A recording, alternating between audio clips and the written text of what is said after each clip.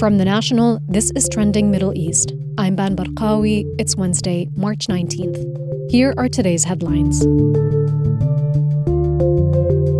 UN officials are calling for a ceasefire in Gaza to be reinstated after Israel launched new airstrikes on the Strip, killing more than 400 people. Hundreds more were injured and many remain under rubble. That's according to the Palestinian Ministry of Health in the enclave. The strikes came nearly 2 months after a ceasefire was agreed to pause the 17-month war. Negotiations to extend a truce that's been in place since January have been at a standstill. UNICEF representative Rosalia Bolin spoke to The National from the south of Gaza. She described a night of terror as the bombing resumed. We were brutally woken up by the very loud explosions outside, including close to our guest house.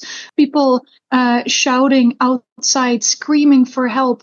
I could hear ambulances driving off and on, the sirens of ambulances. We know that lots of bombs have fallen on tents and shelters where families were staying, because out of the hundreds of people reportedly killed, there's several dozen children killed as well, and scores more who have been injured. Israeli Prime Minister Benjamin Netanyahu's office said it had instructed the military to strike Hamas with, quote, increasing military strength. In turn, Hamas blamed Israel and Mr. Netanyahu for breaking the ceasefire. The group said it was working with mediators to curb the aggression. Global condemnations poured in as scenes emerged of children among the dead.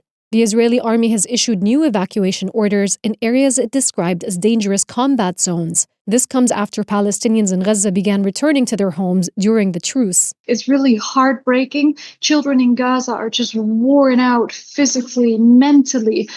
They've lived through 15 months of unprecedented violence. They've spoken to me about being afraid of dying, being afraid that their parents would die, that their siblings would die. Some children over the past days and weeks have been asking me if I know whether the war was going to resume or if the ceasefire would last. And children always have had some hope that it would last. So it's absolutely heartbreaking that this hope is now completely shattered. Humanitarian groups say the situation on the ground is desperate as hospitals are overwhelmed with injuries and medical supplies are lacking.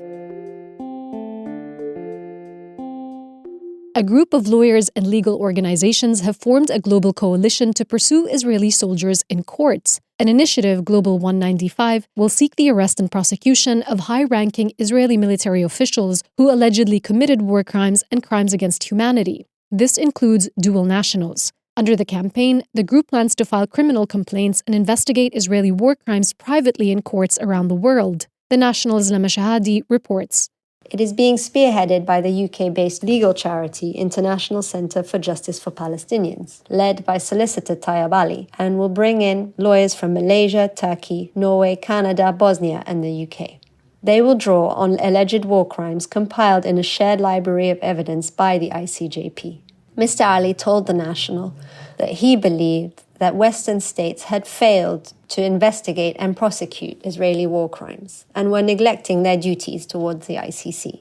The International Criminal Court has already issued arrest warrants for Israeli Prime Minister Benjamin Netanyahu and former Defense Minister Yoav Gallant. The coalition says its aim is to, quote, bridge the gap left by international institutions and state actors who have failed to prosecute alleged war crimes committed against Palestinians. In the UK, the ICJP is already working to pursue British members of the Israeli military who are suspected of committing war crimes in Gaza, the West Bank, and Jerusalem. Mr. Ali said the ICJP had identified tens of suspects in the UK, and it would announce the first applications for private prosecutions in the coming weeks. The evidence library they will be using includes 135 first-hand eyewitness accounts from across Gaza, which are supported by open-source intelligence. Former Metropolitan Police detectives are also understood to have advised on the creation of the archive so that it could meet the standards of evidence required by the UK as well as international criminal courts and tribunals.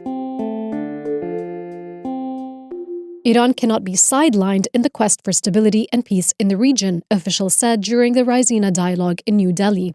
Diplomatic advisor to UAE President Sheikh Mohammed, Dr. Anwar Gargash, said the Emirates and other Arab states must prioritize common ground with Iran rather than focus on disagreements. This comes at a time of heightened geopolitical tension. Washington has been pursuing a maximum pressure policy aimed at isolating Tehran economically and diplomatically, particularly through sanctions. At the same time, wars over the past year and a half between Israel and Iran's proxies in Gaza and Lebanon have blighted the Middle East. It has led to direct confrontations between Israel and Iran. Meanwhile, escalations with Yemen's Iran-backed Houthi rebels are ongoing. The U.S. launched a campaign of intense airstrikes targeting the group over the weekend, killing at least 53 people. Now, Tehran is seeking cooperation and bilateral relations.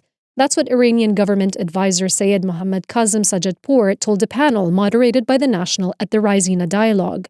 Simmering tensions have led to concerns that more conflict is yet to come, but Mr. Sajjadpour said Iran was part of the region and cannot be marginalized if there is to be peace.